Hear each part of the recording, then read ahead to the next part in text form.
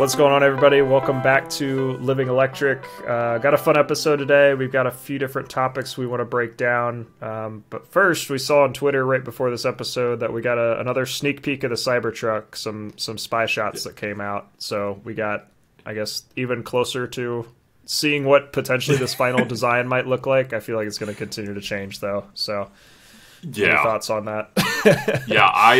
It's only from the back. It was somebody following the vehicle, but from the back, it's interesting. Okay, so for me, my biggest complaint is tiny taillights on big cars, and the Cybertruck seems to be a pretty big size, truck. I mean, it's probably not like something like an F-250 or F-350, but it's like an F-150, and the taillights are tiny. They're so small. When you have that light bar, just make the whole thing, a brake light. But that's fair. I don't know.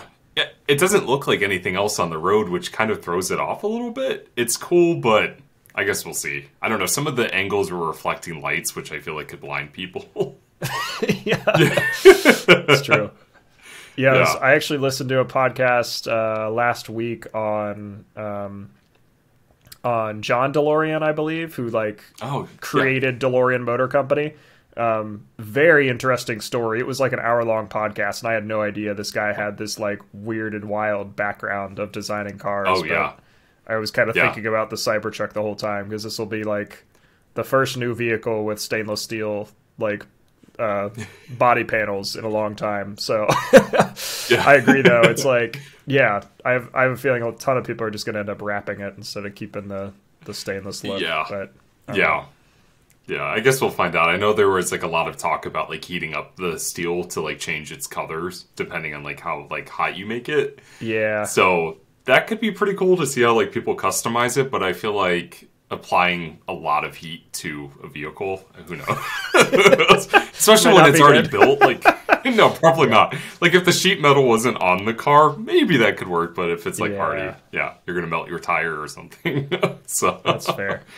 But DeLorean has an interesting story. That'd be cool to talk about, because I know there's a bunch of EV conversions. We've seen some of them in person at some of the events we've been to. They're pretty cool. Yeah, we got to sit in one too at the. Did you sit in it at that no. that auto museum? No. No, we were gonna sit in it and do kind of a photo shoot, but then I think we just got distracted. I remember talking about it. I sat in it, and it's tiny in the DeLorean, so it does not fit a lot of doesn't fit a lot. So. But so I know that this whole podcast we said the Cybertruck was going to be a small part of this. I'm excited to see what happens with it. And I'm excited to see DeLorean, as they bring out some of these other EVs and see where that goes. I mean, that new concept is beautiful that they unveiled last year. Yeah, the Alpha 5, I think it's called. Yeah, it's a beautiful concept. But, when it comes to the Cybertruck, I'm kind of bummed that we won't see it go into production this year, but the clock's ticking. We'll see. Yeah. Do you still have a reservation in for one? Did you put one in for it? Okay. No, I did. It involved a margarita, and then I was just maybe I should cancel this. I still have mine in.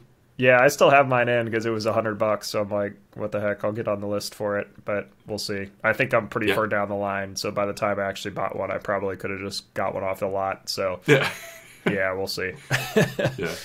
So let me ask you this, since you have a Lightning reservation as well. What do you think Mallory would want? The Lightning or the Cybertruck? Oh, Mallory 100% wants the Lightning out of the two choices. Yeah. I've been looking, I was talking to her the other day. I'm like, I wish they would just make a Maverick EV. It makes too much sense to make that car an EV. It's already really efficient as a hybrid. It's a smaller pickup, which realistically, most people don't need a full-size pickup. Let's be honest here. Yeah. So, and she's fine with a normal-sized pickup. She just wants a pickup truck where you sit up a little bit higher. It doesn't need to be this giant vehicle. So, yeah. Yeah. I think they patent a name for the Maverick Electric. I forget what they called it. It wasn't the... Because I know they have the Lightning and then they have the Thunder. I believe they filed some files for that. Yeah, but I'm not sure if that's the Maverick Electric, because it would be really cool to have a small electric truck like that. Yeah, I agree. Have you seen those little, I think it's like those little Japanese trucks you can get that are electric? And yeah. Like the tiny little box ones. Yeah. I want one of those too. Yeah. I would just want to take it to Costco and see how much toilet paper I could fit in it. Yeah.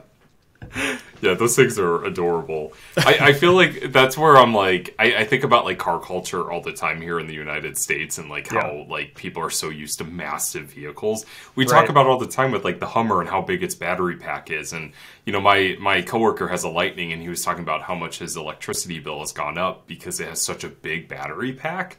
It's a lot of electricity in that one car, you know? So, yeah.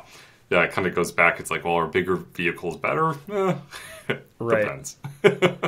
And, I mean, we're seeing, like, these bigger vehicles become the new, like, gas guzzlers, if you will, where it's like, they do have a bigger battery, they're less efficient, so they will need more electricity to charge. Yes. Like, it's not like all EVs are just these hyper-efficient machines. Like, there are levels to it, like everything else, so. Yeah. Well, speaking about efficiency, I'm just going to go off the rails. I set you up for the segue here. Yeah. Well, before we get into the EV terminology, because that's going to be the biggest part of today's episode. Yeah. But so did you see the Ioniq 6 efficiency for the Hyundai? Yeah. It's as the base model rear-wheel drive is as efficient as a Lucid Air.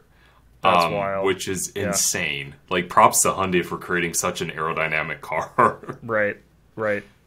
Yeah, I want to get my hands on one of those this year because I've seen a lot of the coverage of them, but I'd love to check it out because I really like the styling of it too. I know the Hyundai design is kind of like, especially with the 5 and now the 6, like they're definitely taking it in a different direction than a lot of other car companies. Like, I like the kind of retro meets modern look to it where it's like this could easily fit in like an 80s movie as well as like a modern movie. I feel like that's kind of what they're going for. So, I love the looks of the Ioniq 6. Like the back end of like a Porsche 911, like an old 911 with like the front just looks so clean to me. Like I want to get behind the wheels too. Yeah. We'll do it. We'll make it happen. Definitely. But what about the Ioniq 6 specifically? Or just the efficiency. Just the efficiency? Yeah. Yeah, just the efficiency. 361 miles of estimated range on the rear-wheel drive. If you go all-wheel drive, it drops it significantly. Same with if you get the bigger tires, it drops it to under 300 miles with all-wheel drive. But it's still a pretty efficient like electric vehicle. I mean, Hyundai has been known to make and produce, super efficient EVs and hybrids. So right. Yeah. That's going to be cool to see hit the road. Definitely. So, speaking of efficiency, what I know we were discussing earlier, kind of there's a lot of different ways to talk about charging and like vehicle efficiency. I've seen it expressed on efficiency specifically. I've seen it expressed a couple different ways in vehicles as either like a miles per kilowatt hour or kilowatt hours per mile or watt hours per mile, I believe it is, in Tesla vehicles. And how do you feel about all that? Well, so Tyler and I just did a test with our roof box driving down to Columbus, and it was actually really interesting. I don't want to spoil the video, but as we were like calculating the efficiency of our vehicle, we really actually missed that it's not miles per kilowatt hour. To me, that like is more on the equivalence of miles per gallon. Like it kind of gives you a basic understanding of how efficient your vehicle is. But the thing that drives me nuts about Tesla is that like it's the lower the number, the more efficient you're driving versus the higher the number, the less efficient you're driving. And then to calculate the kilowatt hours and like you kind of have to do some math there. So I really hope at some point Tesla allows you to switch between, the two, depending on what you're looking for. But it's confusing. I mean, like for me, even like this trip, I'm like, what does watt hours per mile or whatever it is? Like, what does that mean? Yeah. I find it, maybe this is me being an engineer and like a math nerd, but I find it amazing that people don't understand units, like just in general. Like, I feel like I understand them almost too well. Like I can do like dimensional analysis was one of the things we learned in school was like, how do you convert one unit to another based on conversion factors and stuff like that. So I understand like the what's the numerator, what's the denominator, and like a lot of different units and what goes into it.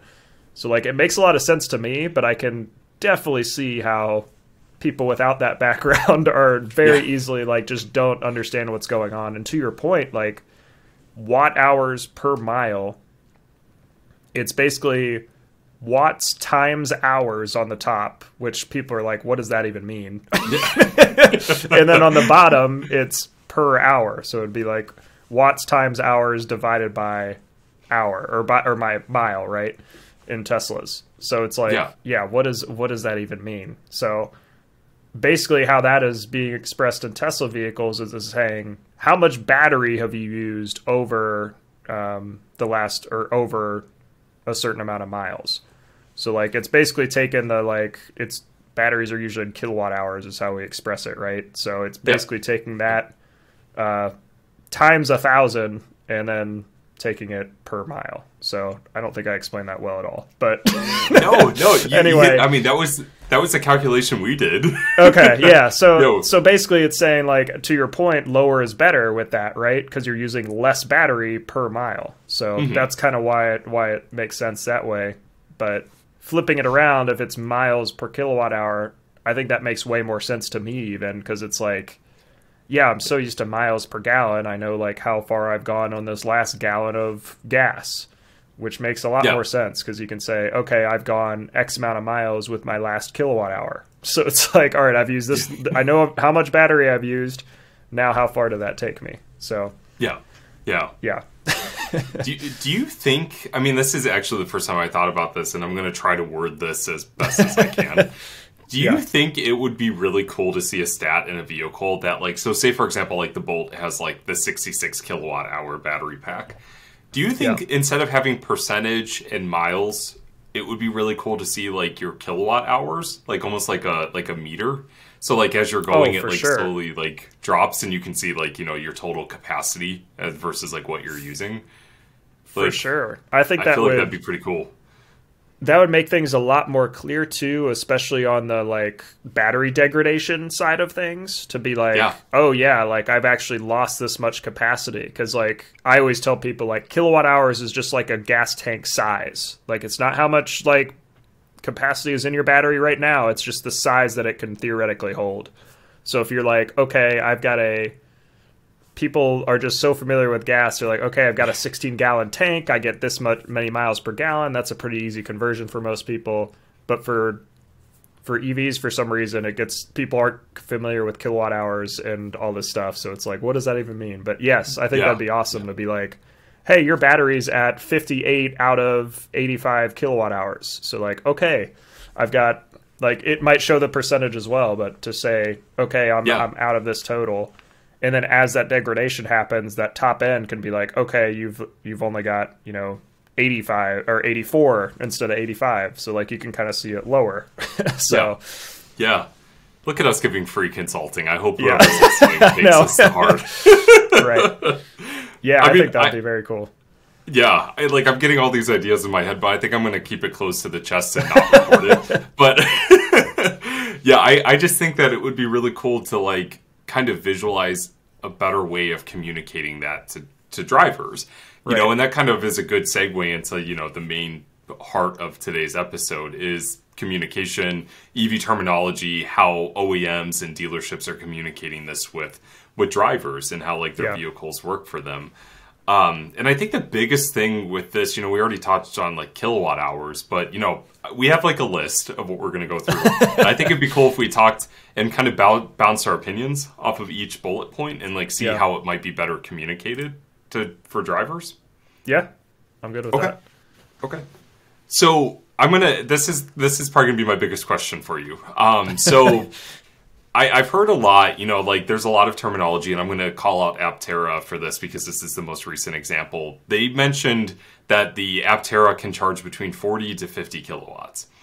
But then as they went through their presentation, they suddenly dropped the term 400 miles per hour of charge, which to most people, that seems a lot more impressive than whatever 40 or 50 kilowatts means. A lot of people might not understand that. But when they hear the miles per hour of charge, that's also like, oh, that's enticing. So I would like to know your thoughts on that, and if you think that's a good way of communicating how a vehicle charges, like at its max peak. Yeah. So two things. First off, with all these discussions, it's going to come back to people's perspective. So, like the gas example I've given, people know how much like 30 miles per gallon is. They're like, okay, yeah, that's decent efficiency, maybe not the best, but it's kind of in the middle somewhere. They hear about a 50 miles per gallon car. They're like, okay, that's really efficient. That's really getting up there. When it comes to EVs, I don't think anybody has any background knowledge of what any of this means, especially with charging or efficiency or any of this stuff. So, perfect example is like, oh, it charges at and to be clear, kilowatts is a like a rate of charge. It is not a like, I don't know. It's a rate. I'd have to look up the again the dimensional like stuff that goes into that, but like kilowatts or watts specifically is derived from other stuff. I believe it's like joules per second or something like that, I think is what it comes from. But it's a rate. Like it's a rate of charge. Which, just looking at the unit, that doesn't make a lot of sense to people, I don't think. like me, I understand that. People with that background may understand that. But your typical driver is going to be like, okay, what does that mean? What's a kilowatt? They're like, that makes no sense to me. I know maybe like 50 is more than 25, but that's about it. When we give the miles per hour added, it's very clearly a rate, right? It's I'm getting this many miles in 1 hour. Like it's very clear, very broken out. So I think it makes a lot of sense to people. And we've seen this with Teslas. Like when you're supercharging, you can either see miles per hour of charge or you can see kilowatts that you're currently getting. So that's like, I even hear people like instinctively, they think, oh, it's kilowatts per hour. And it's like, no, it's not. Like that's incorrect. It's just kilowatts. That's all it is. So I think expressing it as a miles per hour, that makes it very clear that you're getting X amount of miles per hour. The problem then comes with that is when you're comparing vehicles, right? Because it's not a level playing field with miles added just because of the efficiency of all these vehicles.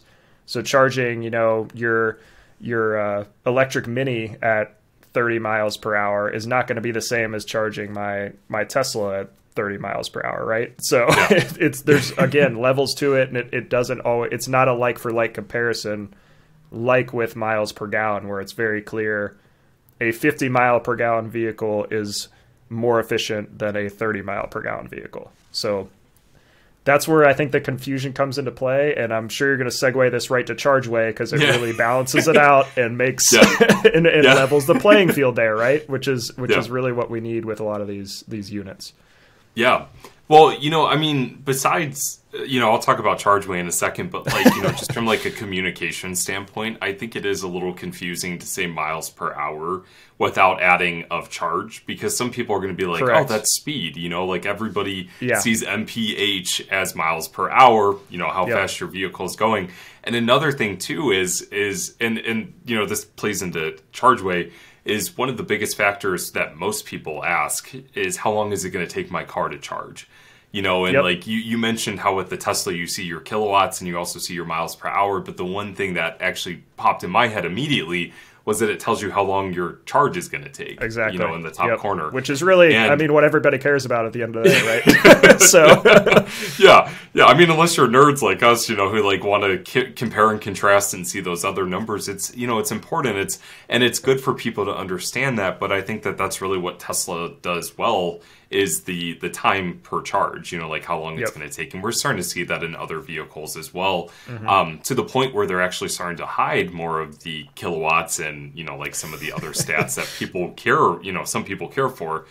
I was about to bring up Ford as an example, right? Because I don't know if you've tested like their vehicles, but it doesn't even show kilowatts or miles per hour. It just says you have this much longer to charge. It's like, that's great, but I'd like to see more information than that. Yes. Yeah. And also, if something's wrong, then you're like, you might not know. Like, am I getting the right amount of output out of this charger? Am I charging at the right rate? But sorry to cut you off. But no, you're good. I was actually, Yeah, no, it's a good point. I was actually just talking to my director. He has a F-150 Lightning, and he went to an EA station. It was a brand new EA station, and he plugged in. It was a Green 7 or a 350, and he was only getting about 111 kilowatts. But his truck obviously wasn't telling him that. He had to get out of his truck and look at the screen on the charger to see what his rate of charge was.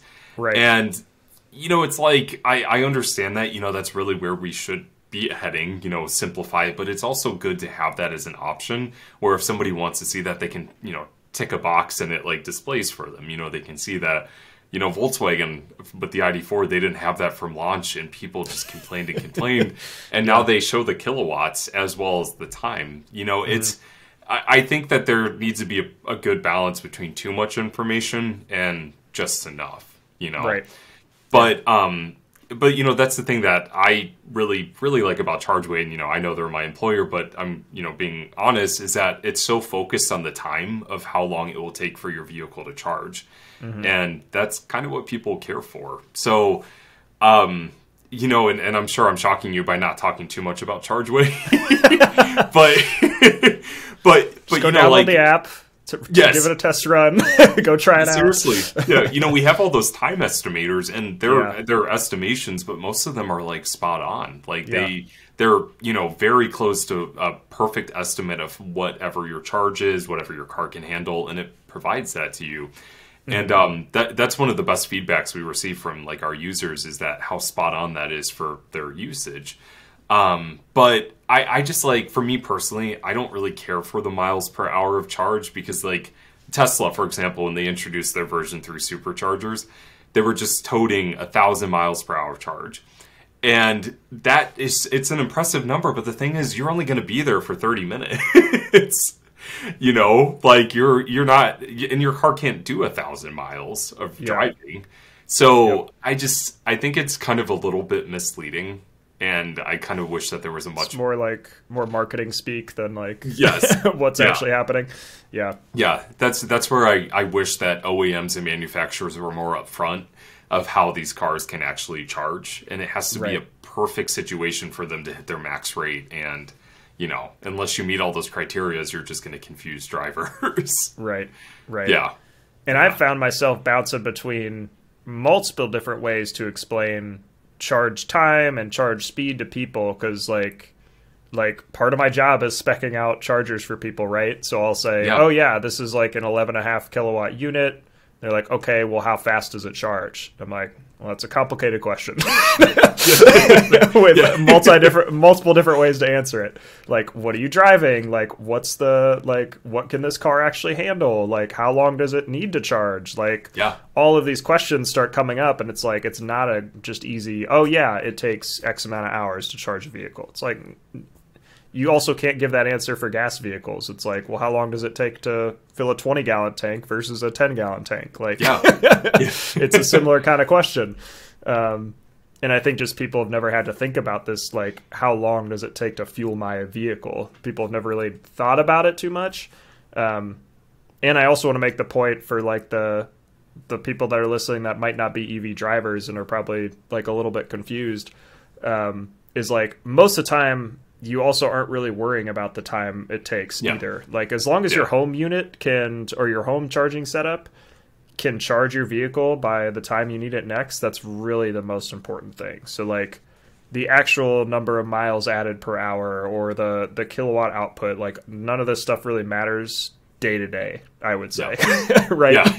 Like, as long as you've got it spec'd out and you've got the right charger for your needs, that's really where the hard work happens. Outside of that, again, doing road trips and stuff like that, that's again where it can get a little complicated, but I think we're seeing a lot of things change in terminology. ChargeWay especially has like started to make that way more simple for people so they understand how fast can different chargers charge and how does it work with their specific vehicle, because that's really what matters at the end of the day is like your vehicle and where you're going to be charging it. So. Yeah, and you hit it right on the head, too. I was going to mention, with ChargeWay, the great thing about our app is when you're looking at the map, you can see, the colors and numbers, but, the biggest factor, and I always tell, whenever I'm having like conversations with new users, the numbers is the most important factor because at a glance, you can see which charger is going to charge your car in 2 hours versus 30 minutes, depending on which vehicle you have, or like, I always say like this one, if you have an EV6, it could be 18 minutes. And I emphasize could be, because perfect storm there. Or this one could take an hour and a half. Like you can kind of gauge what's going to work best for you. And that's the best feature of our app is at a quick glance, you can see which chargers are going to charge your car in a certain amount of time. Right. And, once people kind of like understand how that works, it like clicks for them. And it just makes it easy too. Yeah. But the hardest thing too, and, we could talk about this, chargers, moving on to like another bullet point, is that Tyler and I were talking about this last night. We drove by a brand new EVgo station. And we know that, from being there, the taller chargers are the more powerful ones and the shorter ones are the less powerful ones.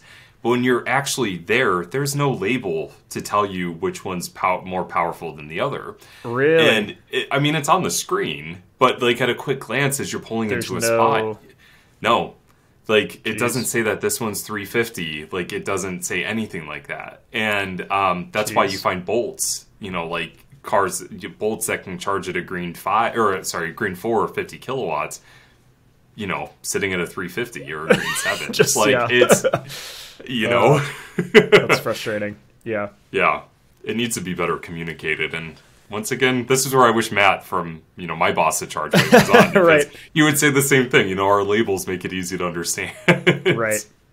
And I think that's also the kind of the nature of the industry, and like just people trying to test the waters on things too. Because I think a lot of people that are working on the branding for these chargers, kind of the public facing image of a lot of these chargers, are just thinking in their head, they're like, people aren't going to care about, like kilowatts or any of this stuff. They just want to know like XYZ, or they want it to look cool or whatever else. And I think if Matt were here, he'd be like, yeah, that's great. Let's make it simple. But like, just like gas has, regular and premium and stuff like that, we need similar things for EVs so people know what their vehicle can handle. And at a glance, pulling up to a pump or a charger or anything like that, know what's going to work with their vehicle, what's going to give them the best experience, like right away. Shouldn't have to think about it. Yeah, exactly. Yeah, it really should be that simple. And, kind of goes into hyper fast and ultra fast. It's like, I was about to say that, yeah. We need it's like, okay. We need more of that. Yes, we need all of that. Let's put similar meaning words together and add the word fast. Like, I think the one thing that I take a lot of pride in is that I'm starting to notice a little trend where companies aren't saying level 3 charging anymore. They're saying DC fast charging. Like, I don't know what was that? I said, thank goodness. Yeah, I know, I right? hate the term level 3 charging. It just is incorrect. I know. Every time I see DC fast charging, I'm like, yes, because I always say it's a spectrum. It could be anywhere from a 2.5 hour charge to an 18-minute charge. And that's not one level. Well, one level. But, But anyways, I feel like I'm getting sidetracked from the main No, you're point good.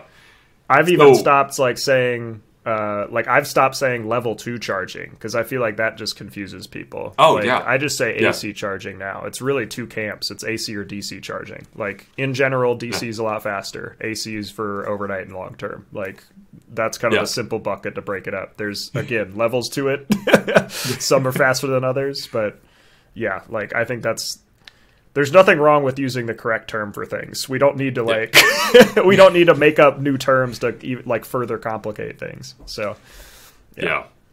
That's where I tend to use standard and DC fast charging. So like standard charging would be AC. That's fair. Yeah. Yeah. DC obviously would be DC fast, but like that's if you look in like our charge timer on ChargeWay, we use the term standard and DC. And as you're scrolling through the levels, it actually automatically changes and highlights which one, so it kind of gives you a better idea of what that tier is. But yeah, I agree with you. Like, there's only like a handful of cars that can charge at like 19 kilowatts, which is still standard charging. But even standard charging is anywhere from like 4 kilowatts to that 19. So 3 technically. It's a big spectrum. So yeah, it's a lot. Yep. I think if I start a charging company, I'm gonna just copy the gas method and say like, oh yeah, this is a regular unleaded charger right here. It's recommended. All the regular cars can go here, but if you drive a premium vehicle, you can charge on the premium chargers. Right, I know. We could do a whole episode on pricing too, because we could talk about the different fuel prices. Oh gosh, yeah, that's fair. Yeah, but okay, so I am curious because I know there with plugs, like there's a lot of people. I tend to use the word connector. That's something that I've kind of thrown out there. A lot of people use syllables. Connector. that'd get me caught up in a sentence. It makes me sound more nerdy. I like connector, but like, yeah. Sorry if I just offended anybody, but yeah, I feel like what's your opinion on plug versus connector? So plug is like I believe is the correct term for like just the part that inserts into the vehicle. So that would be the plug. If you're talking about a connector, it's like the whole handle, everything is like the connector, I believe, right? Yeah, you're just getting so technical with this.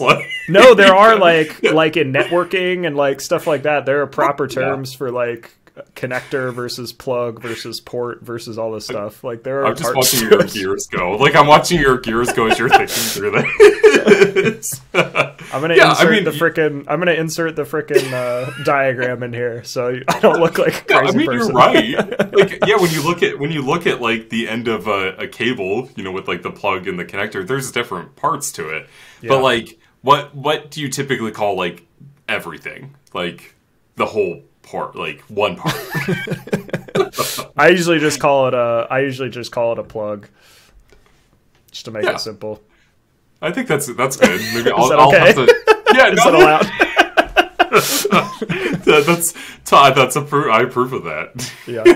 Yeah. I think that's like less of a thing that people get caught up on the meaning of, is like, okay, I know what a plug is, I know what a connector is, like that stuff is not generally something you have to explain, which is good. Yeah. So yeah. No, I think that's good. I agree with you. I need to start using the word plug, like the action of plugging in. Yeah. I just got so used to saying the connector. Yeah. Either's fine, honestly. I won't get as heated about that. But yeah, there's like, I think there are some things that like are slightly different when we're talking about, like, I'll hear a lot of people call like a charger, it's like a dual port charger, which is like technically incorrect because they're not ports on the charger, it's a plug on the charger, but then the port is on the vehicle, right? Yeah. Yeah. So you plug it into when they say dual port, does that mean you can charge two cars at once with right. that? Yeah. So technically that's accurate because I've heard that term used as well, like part of my job, like talking about like ports. Like how many ports can this charger charge? So it's like if it's like 1 for 1, it would be one car for one charger. If it's 2 for one charger, it'd be 2 ports. Like 2 for 1. Yeah. That's fair. Yeah. When I think of port, like using like a like my MacBook, for example, that's sitting right here, like it's got 2 USB-C ports. I don't say 2 USB-C plugs, right? Yeah. So it's a dual port USB-C laptop. But I think that's incorrect to say it's a dual port charger, which like it'd be a dual plug charger, I think is like kind of the technical, like proper way to say it. Again, I don't think it really matters because it gets your point across. Like people know what you're talking about, so that's really all that matters with language. I'm going to muddy the water even more. I just call it a dual charger. I just say it's a dual charger. That's right. Yeah. Yeah. But what do you think? What would you say the easiest way for somebody to understand that would be? Like this is where, okay, so actually let's jump to EVSE because I feel like that's a good tie into that. So obviously, if you're new to EVs or if you're, starting to like do some research, EVSE is the technical term for a charging station. It stands for Electric Vehicle Supply Equipment. And I only pause there because I never use that term because to me it's a charger. Yeah. But But, you know, a lot of people tend to get pretty heated about it if you call it anything but EVSE. What are your thoughts on that? I think generally, if I'm talking in a technical sense with a customer, I will refer to it as EVSE. If I'm talking to just somebody that wants to understand it, I'll call it a charger, because that's all it is. I mean, like, yeah. It's more important, I think, to call it an EVSE when you're talking about like an AC charging installation where there's no actual charging or voltage conversion or anything going on in the charging unit, if you will. Like the EVSE then is more appropriate because it's not charging anything really. It's just turning power on and off is all AC chargers really do. So like if we're putting together a proposal or doing something more technical like that, we will call it an EVSE. But I think charger gets the message across, right? So like, you're not going to drive around and be like, oh, look at that new EVSE that just went in. Like, I don't think either of us have ever said that. Like, will text each other and be like, hey, a new charger went in here. Right? So, yeah. I don't think in my entire time in this industry, like even dating back to Tesla, I've never called it an EVSE. Like, it's a charger. Like, it's easier for people to understand. Like, you know, when you plug in your phone, you go like, can I get the power block connected to that USB, you know, whatever, like cable? No, it's a charger. It's a phone charger. Like, exactly. It's just easier. But in that case, it actually is a charger. So that's the thing. Oh, that's true. Hang on. Now we're getting technical.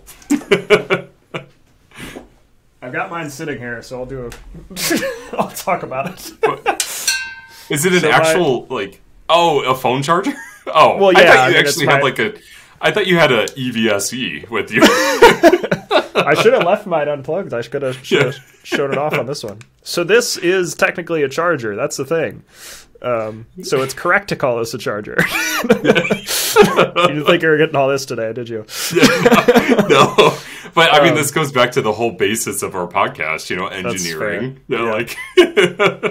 So this is actually doing like exactly what a DC charger would do out in the wild. So like this part, like the MagSafe part that connects to the laptop, it needs a DC signal to actually charge the laptop.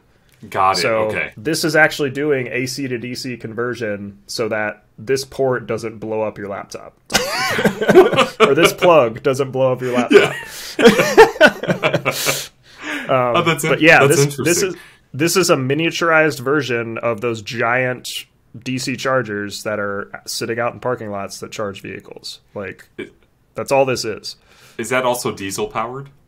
Yes. Yeah. I've got a tiny... You have to pop this little part off. There's a tiny little hole in there. That's where you fill it up. And dump the diesel in there. Yeah, that's actually a great example. After a while, but have you used that example with anybody else before?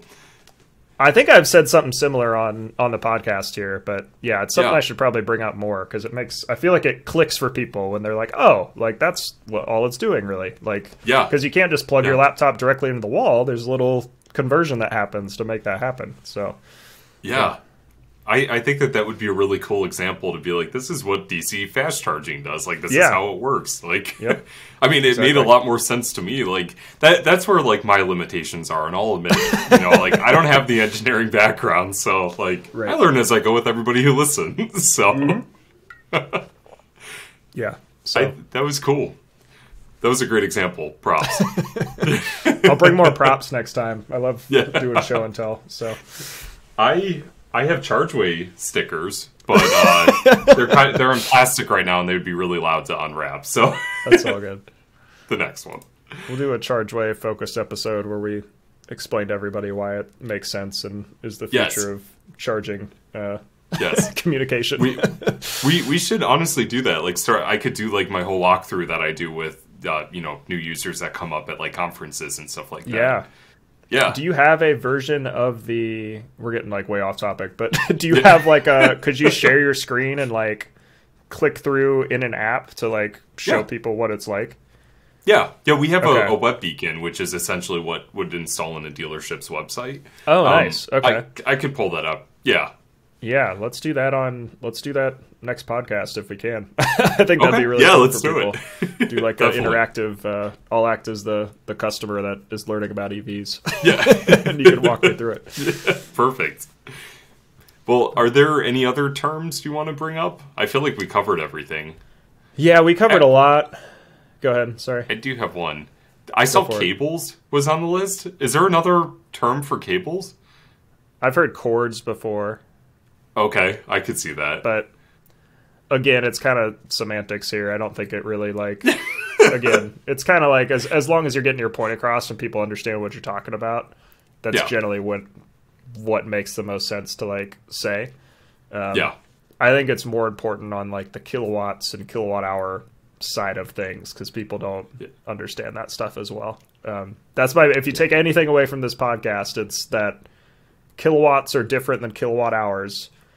And kilowatt hours is not kilowatts per hour. It's kilowatts times hour. So, how fast are your kilowatts? No. Exactly. That was a lame joke. And another takeaway: download ChargeWay because we'll do an education episode next time on what ChargeWay can do for you. So yeah.